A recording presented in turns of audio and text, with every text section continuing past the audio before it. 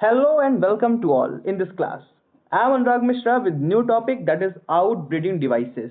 Okay, so outbreeding devices के बारे में हम लोग इस क्लास में पढ़ने जा रहे हैं.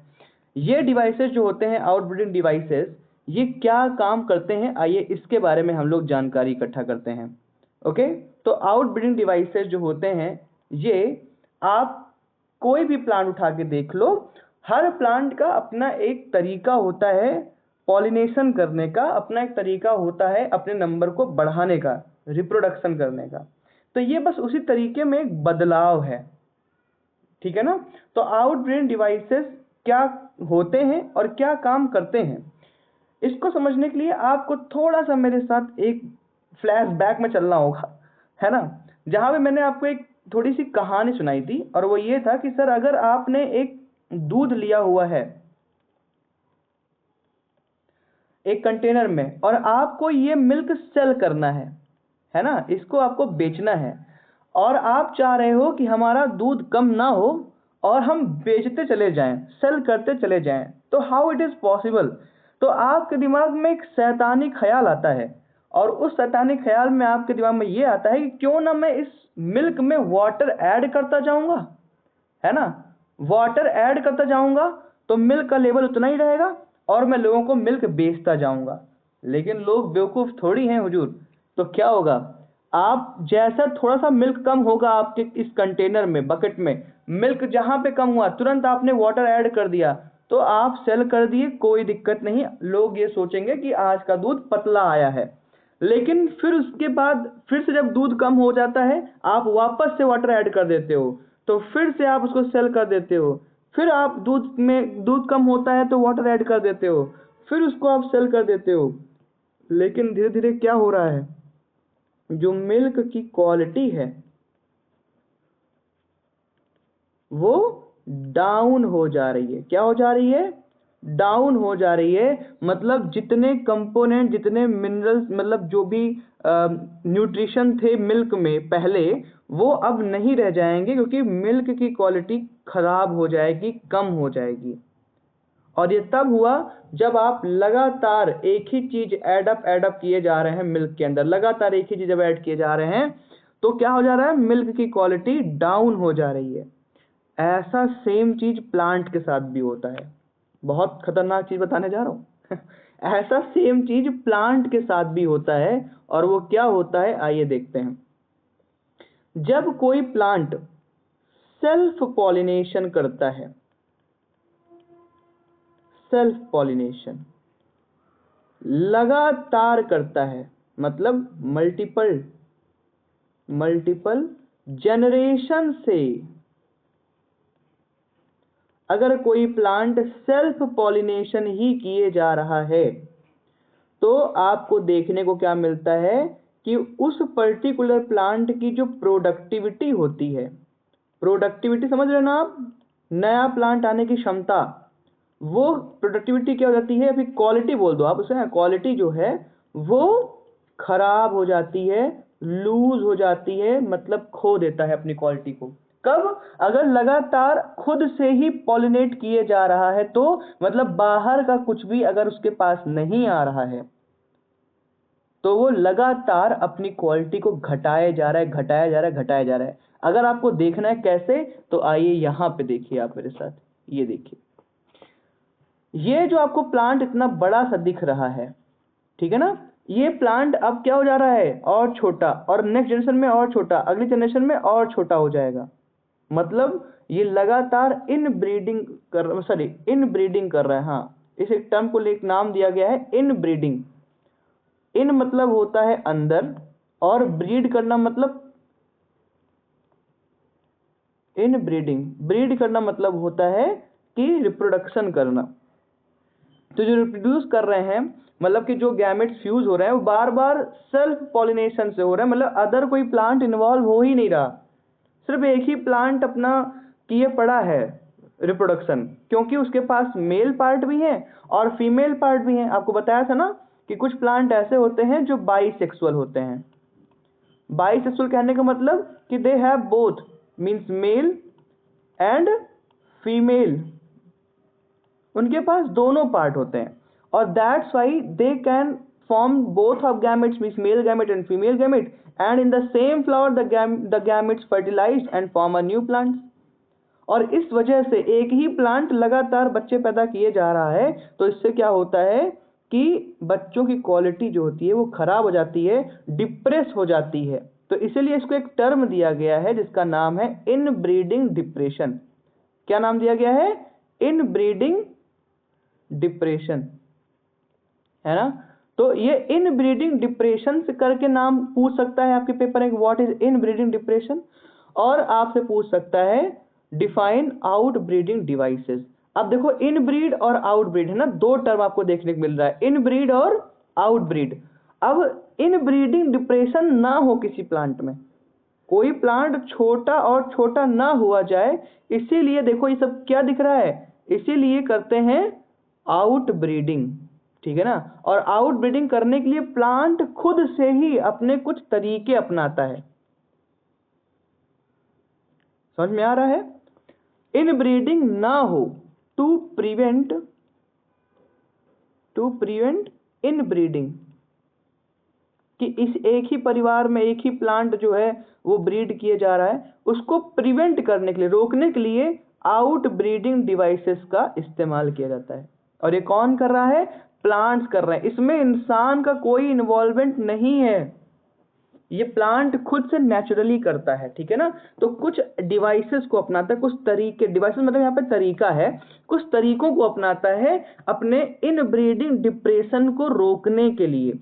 तो what are the outbreeding devices? Outbreeding devices are those techniques that plant apply to prevent inbreeding depression, ठीक है ना। कौन कौन सबसे फेमस और सबसे इंपॉर्टेंट जो आपके सिलेबस में है आउटब्रीडिंग डिवाइसेस, वो यहाँ पे 4 दिख रहे हैं। एक आपका है यूनिसेक्सुअल फ्लावर, एक है डाइकोगैमी, एक है आपका हर्कोगैमी, और एक है सेल्फ इनकॉम्पैटिबिलिटी या फिर सेल्फ स्टेरिलिटी भी बोलते हैं इसी को, ठीक है। सेल्फ स्टेरिलिटी या फिर सेल्फ इनकॉम्पैटिबिलिटी, सबको एक एक करके पढ़ेंगे हम लोग। आइए शुरू करते हैं, ठीक है ना। सबसे पहले है यूनिसेक्सुअल फ्लावर, बहुत सिंपल है ना। अगर जो फ्लावर है हमारे, अगर वो यूनिसेक्सुअल होंगे, यूनि मीन्स क्या होता है? 1, और सेक्स मतलब होता है लिंग, मतलब कि मेल या फिर फीमेल। मतलब हमने क्या देखा था, ये इनब्रीडिंग डिप्रेशन वहां हो रहा था जहां पे जो हमारा फ्लावर था वो बाइसेक्सुअल था, मतलब उसमें मेल और फीमेल दोनों पार्ट अवेलेबल है, तो अपना वो हो जा रहा है इनब्रीडिंग। लेकिन अगर हम ऐसा फ्लावर बना दें जो यूनिसेक्सुअल है, मतलब या तो उस फ्लावर में मेल फ्लावर होगा वो अलग होगा, और फीमेल फ्लावर जो होगा वो अलग होगा। जब दोनों अलग अलग फ्लावर अलग अलग प्लांट में होंगे, मतलब आप समझो मेरी बात, ये इस प्लांट में सिर्फ मेल फ्लावर ही होगा और इस प्लांट में सिर्फ फीमेल फ्लावर ही होगा। तो अब यहाँ से पॉलन ग्रेन उड़ के जाएगा इस वाले फीमेल फ्लावर के पास में, उस प्लांट में जाएगा, तो ये हो जाएगा आपका क्रॉस पॉलिनेशन। और क्रॉस पॉलिनेशन आपको पता है, क्रॉस पॉलिनेशन जो होता है वो वेरिएशन कॉज करता है। क्या कॉज करता है? वेरिएशन, मतलब बदलाव। और इस वेरिएशन की वजह से इनब्रीडिंग डिप्रेशन नहीं होता है, क्योंकि सेम जेनेटिक मेकअप नहीं जा रहा है। जैसे आपके पापा और आपकी मम्मी की वजह से आप पैदा हुए हो, तो आपके अंदर पापा की भी खूबी है और मम्मी की भी खूबी है, और इस वजह से आप पापा से भी अलग हो गए हो और मम्मी से भी अलग दिखते हो, एकदम सेम टू सेम नहीं दिखते हो, क्योंकि आपके अंदर हो गया है वेरिएशन। और वेरिएशन क्यों हुआ है? क्योंकि क्रॉस पॉलिनेशन हुआ है आपके बॉडी में, मतलब क्रॉस फर्टिलाइजेशन हुआ है आपकी बॉडी में। मदर फादर दोनों अलग अलग हैं, एक ही बॉडी में नहीं, मतलब कैसे समझाऊं आपको मैं, कि ह्यूमंस के लिए थोड़ा सा कम पॉसिबल है, सब ये लॉजिकल है बोलना, लेकिन प्लांट्स के लिए कह सकते हैं कि वो बाइसेक्सुअल होते हैं। अगर तो मेल गैमेट भी निकल गया, फीमेल गैमेट भी निकल गया उसी फ्लावर में, और दोनों आपस में फ्यूज करके जाइगोट बन गया, फिर ये जाइगोट जाके नया प्लांट बन गया। तो क्या है ये हो गया यहाँ पे। तो ये इनको करना ही पड़ेगा, बाइसेक्सुअल है तो इनको इनब्रीडिंग करना ही पड़ेगा, और इसी की वजह से बेचारे फंस जाते हैं, और वो लगातार वही सेम टाइप के बच्चे बना कर बच्चों की क्वालिटी घटा देते हैं। तो जो प्लांट्स होते हैं वो प्लांट ऐसे होते हैं, देखो आगे चल के और छोटे और छोटे और छोटे हो जाते हैं।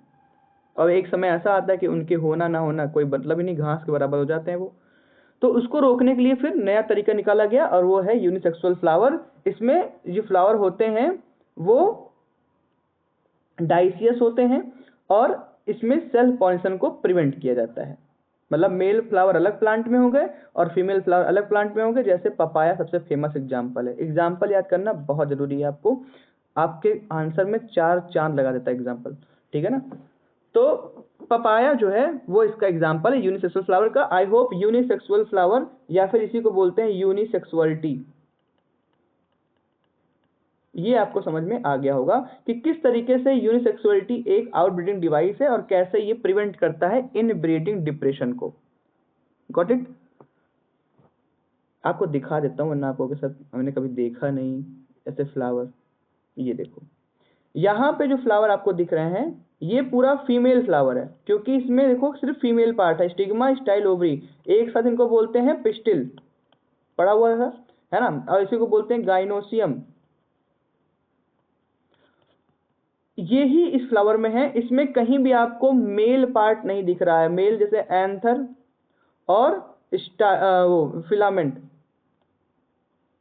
या फिर फिलामेंट को स्टाल्क कहते हैं। तो आपको एंथर और फिलामेंट जो है आपको इस फ्लावर में नहीं दिख रहा है, क्योंकि इसमें सिर्फ फीमेल पार्ट है। ये हो गया फीमेल फ्लावर। इसमें देखो इस फ्लावर में एंथर और फिलामेंट मतलब स्टाल्क, बस यही है। इसमें फीमेल पार्ट नहीं है, स्टिग्मा, स्टाइल, ओवरी नहीं है। तो ये हो गया मेल फ्लावर, ठीक है ना। दोनों के दोनों अलग अलग प्लांट में पाए जाते हैं। जिस प्लांट में सिर्फ मेल फ्लावर पाया जाता है उसको बोलते हैं मेल प्लांट, और इसमें सिर्फ फीमेल फ्लावर पाया जाता है उसमें बोलते हैं फीमेल प्लांट। सो सिंपल है ना। तो आइए अब आपने एग्जांपल भी देख लिया, आइए आगे बढ़ते हैं।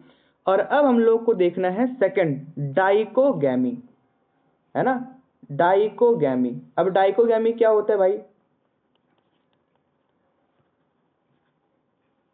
डाई मीन्स होता है 2, गैमी मतलब आपके यहाँ पे जो कोगैमी इसका मतलब होता है रिप्रोडक्टिव पार्ट।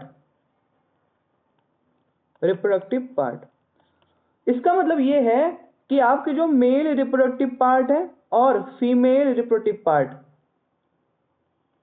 ये दोनों के दोनों है ना प्रोड्यूस होंगे 2 अलग अलग समय पर।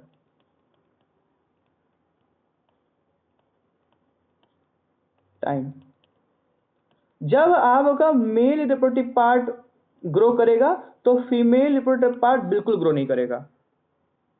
मतलब है दोनों है पूरा बाइसेक्सुअल फ्लावर ही, ठीक है ना। आपका जो ये है बाइसेक्सुअल फ्लावर ही है। मैं दिखाता हूं आपको, यहाँ पे देखिए ये पूरा स्टैमेन है और ये फीमेल पार्ट है, ठीक है। ये मेल पार्ट पूरा यहाँ से यहाँ तक और ये पूरा फीमेल पार्ट है। लेकिन जब मेल फ्लावर डेवलप हो गया है तो फीमेल फ्लावर बिल्कुल भी डेवलप ये देखो नहीं हुआ है, और मेल फ्लावर डेवलप हो गया, डहिसिंग एंथर हो गया, मतलब फटने वाला एंथर हो गया। अब वो काम मतलब एंथर जब फूटेगा तब आपका जो पिस्टिल है वो अंडर डेवलप्ड होगा, अंडर डेवलप्ड पिस्टिल।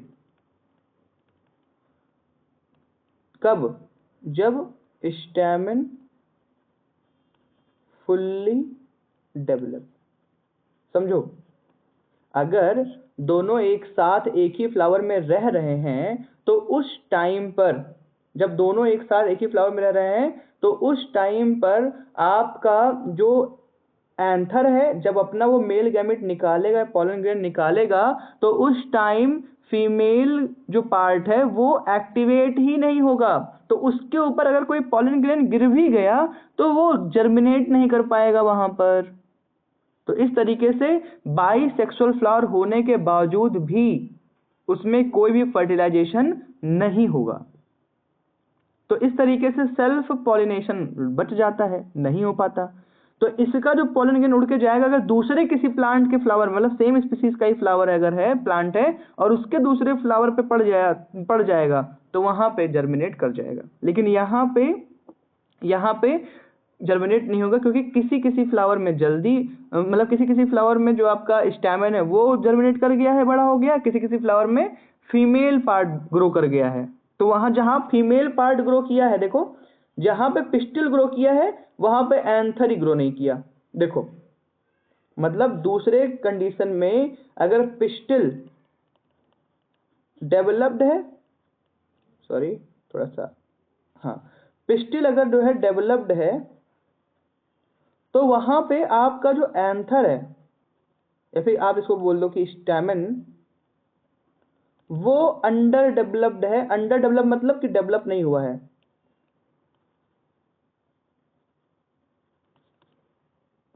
ऐसा कंडीशन जब मेल गैमेटोफाइट जो है वो डेवलप्ड होता है, उसको बोलते हैं प्रोटो एंड्री।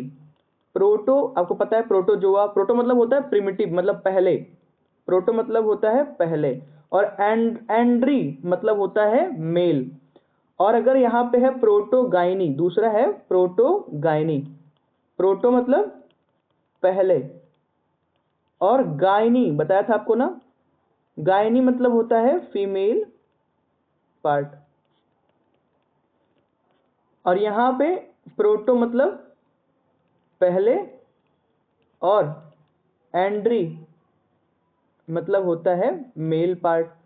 तो जब मेल पार्ट जल्दी ग्रो हो जाए और फीमेल पार्ट ग्रो ना हो पाए उसको बोलते हैं प्रोटो एंड्री, और फीमेल पार्ट जल्दी ग्रो हो जाए और मेल पार्ट ग्रो ना हो पाए उसको बोलते हैं प्रोटोगाइनी। और इस तरीके से ये आपको एक साथ इनको कहते हैं, एक साथ इनको कहते हैं डाइकोगैमी। तो डाइकोगैमी के दो पार्ट, प्रोटोएंड्री और प्रोटोगाइनी। ठीक है ना, समझ में आ रहा है? किसी किसी प्लांट में प्रोटोएंड्री होगा तो उसी स्पीशीज के दूसरे प्लांट में प्रोटोगाइनी होगा, जिससे कि इस प्लांट का मेल गैमेट निकल के जाए और इस प्लांट के फीमेल फ्लावर को जो है जर्मिनेट कर दे, पॉलिनेट कर दे। ठीक है ना, तो ये दूसरा आपका इन आउट ब्रीडिंग डिवाइसेस में से दूसरा हुआ। तीसरा आपका है हर्कोगैमी। देखो इसका एग्जांपल ना भूलना, प्रोटोगाइनी का एग्जांपल वीट है और प्रोटोएंड्री का एग्जांपल आईवी है। ठीक है ना, प्लांट होते हैं। अब आपका आता है हर्कोगैमी। हर्कोगैमी और डाइकोगैमी में बहुत बड़ा अंतर नहीं है, बहुत बड़ा अंतर नहीं है, बस पोजीशन का अंतर है। ठीक है ना, यहां पे क्या है, डाइकोगैमी में क्या हो रहा है, डाइकोगैमी में क्या हो रहा है, यहां पे development of reproductive part separate है, मतलब दोनों का डेवलपमेंट अलग अलग हो रहा है। लेकिन हर्कोगैमी में क्या देखने को मिलता है, डेवलपमेंट नहीं, फॉर्मेशन यहां पे होता है। यहां पे जो फॉर्मेशन है of reproductive part is different. कैसे, समझ थोड़ा सा कम आया होगा, मैं ये दिखाता हूं आपको, तुरंत समझ में आ जाएगा कि कैसा, कहने का क्या मतलब है। ये यहां पे देखिए, मतलब ये एंथर जब फूटेगा तो इसका पोलन ग्रेन उड़ेगा और जा करके फीमेल पार्ट में बैठेगा तो जर्मिनेट करेगा। ठीक है ना, यहां पे है आपका फीमेल पार्ट, जब यहीं पे फट जाएगा आपका एंथर और एंथर गिर जाए, पोलन ग्रेन गिर जाएगा यहाँ पे, तो इसके ऊपर कैसे जाएगा, और ये क्लोज्ड होता है। यहाँ पे थोड़ा दिखाने के लिए आपको ओपन दिखाया हुआ है, और ये क्लोज्ड होता है कि मतलब मेल गैमेट निकलेंगे तो, लेकिन वो मेल गैमेट कहाँ जाएंगे, इसके अंदर ही लॉक्ड रहेंगे, वो बाहर नहीं जा पाएंगे, और इसको बोलते हैं अप्रोच नहीं कर पाएंगे, और that is known as approach herkogamy. ठीक है ना, इसको बोलेंगे अप्रोच हर्कोगैमी, कि अप्रोच नहीं कर पाए और मेल और फीमेल रिप्रोडक्टिव पार्ट जो हैं वो अलग अलग डिस्टेंस पे बने हुए हैं, इस वजह से मेल गैमेट फीमेल पार्ट पे गिर नहीं पाएगा, means pollen grain female part पे आ नहीं पाएगा। ठीक है ना, क्योंकि ये क्लोज्ड है यहाँ पे और इनका साइज छोटा है। ओके, सो अब आते हैं रिवर्स अप्रोच का उल्टा, कि यहाँ पे आपका जो मेल पार्ट था वो छोटा था, फीमेल पार्ट बड़ा था, है ना। बट इधर साइड क्या देखने को मिल रहा है आपको, कि फीमेल पार्ट छोटा है और मेल पार्ट बड़ा है। ठीक है ना, और दोनों कंडीशंस में अब यहाँ पे जैसे डेhiscence करेगा, जैसे ही एंथर बर्स्ट करेगा, इसका पोलन ग्रेन फ्लो ऑन हो जाएगा, उड़ जाएगा, ठीक है ना। और फीमेल पार्ट पे नहीं गिर पाएगा क्योंकि यहाँ पे साइज जितनी दिखाई गई है इससे और ज्यादा साइज होती है, ठीक है ना। और इससे क्या होता है कि मेल जो ग्रेन्स होते हैं, पॉलन ग्रेन्स होते हैं, वो फीमेल पार्ट पे नहीं गिर पाते हैं क्योंकि फीमेल पार्ट शॉर्ट होते हैं, छोटे होते हैं उस समय। और अगर मान लीजिए हर्कोगेमी एब्सेंट होती है तब आपको क्या देखने मिलता है, नॉर्मल कंडीशन। नॉर्मल कंडीशन क्या है कि जस्ट इसी फीमेल पार्ट के बगल में ही एंथर होता है जो बर्स्ट करता है और पॉलन ग्रेन इसके ऊपर जाके गिर जाता है, तो सेल्फ पॉलिनेशन हो जाता है। तो इसी को रोकने के लिए ही, सेल्फ पॉलिनेशन को ही रोकने के लिए ये दोनों काम किए गए हैं। एक में मेल पार्ट बड़ा हो गया है तो फीमेल छोटा हो गया है, एक में मेल छोटा है तो फीमेल बड़ा हो गया है, और दोनों ही कंडीशन में सेल्फ पॉलिनेशन पॉसिबल नहीं है। और ऐसे आउटब्रीडिंग डिवाइस को बोलते हैं हेरकोगेमी, ठीक है, इसको क्या बोलते हैं, हेरकोगेमी। कह रहे हैं special separation of anther and stigma, जैसा कि आपको ऑक्सैलिस प्लांट में मिलता है। Last but not the least, self इनकॉम्पैटिबिलिटी।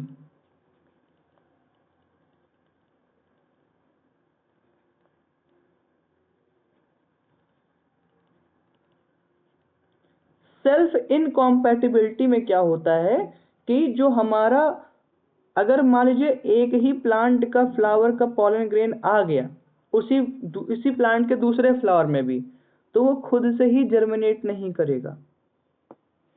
Although the pollen grain are just landed on the stigma of the flower but it would not be germinate there, मतलब pollen tube बनेगा ही नहीं क्योंकि ये जेनेटिकली इनकॉम्पैटिबल है।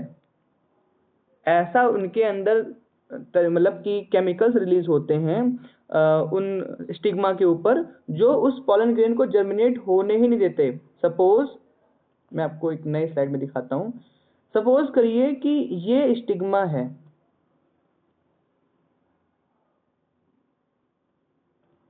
ये स्टिग्मा है, और यहाँ पे जो पॉलन ग्रेन गिरा हुआ है, ये पॉलन ग्रेन इसी के फ्लावर का है जो कि यहाँ पे एंथर था, और वो एंथर डेhiscence हुआ है ना, तो वहां से पॉलन ग्रेन आया यहाँ पे। अब क्योंकि ये इसी फ्लावर का है तो ये जो स्टिग्मा है ये ऐसे केमिकल्स रिलीज करेगी, ओके, ये स्टिग्मा कुछ ऐसे केमिकल्स को रिलीज करेगी जो केमिकल इस पॉलन ग्रेन को किल कर देंगे। क्यों किल कर देंगे, क्योंकि ये पॉलन ग्रेन इसी फ्लावर का है। और ऐसे मैकेनिज्म को बोलते हैं self इनकॉम्पैटिबिलिटी।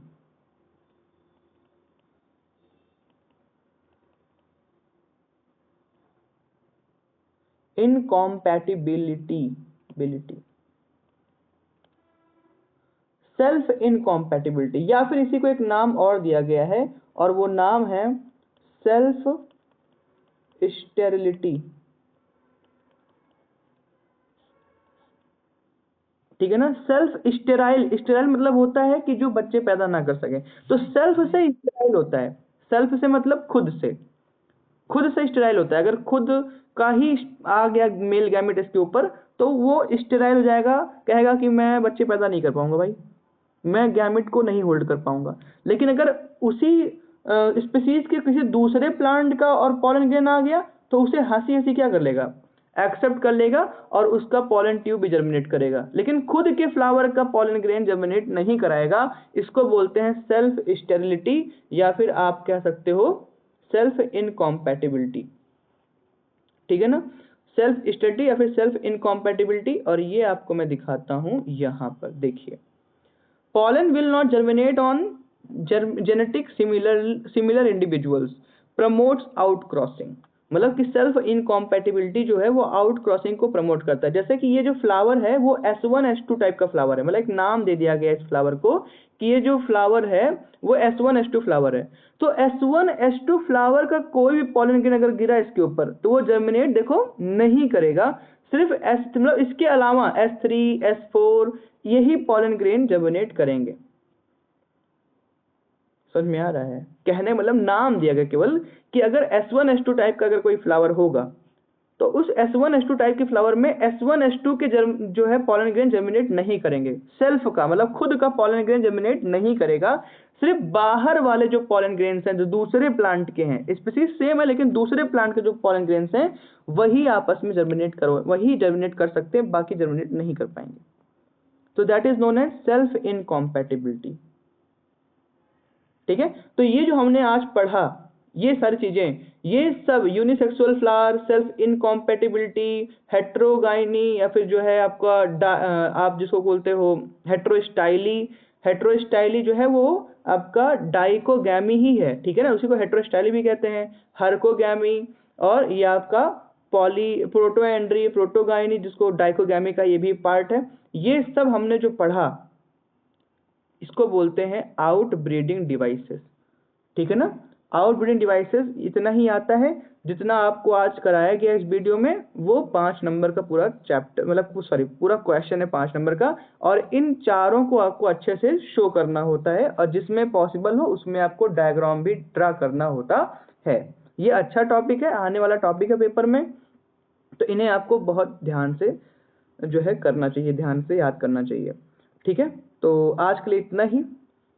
Thank you so much for being part of this healthy discussion. We will meet tomorrow with the next topic. Till then, tata bye bye. Jai Hind to all of you.